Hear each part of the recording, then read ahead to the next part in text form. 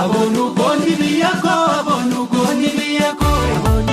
abonu goni biyako, abonu goni biyako, abonu goni biyako, abonu goni biyako. yole ya bishangarza, ya talilako, murata kiya, ya gamesako, bosanu garma, gafti sabila, maleli wabo, suma pampira, yole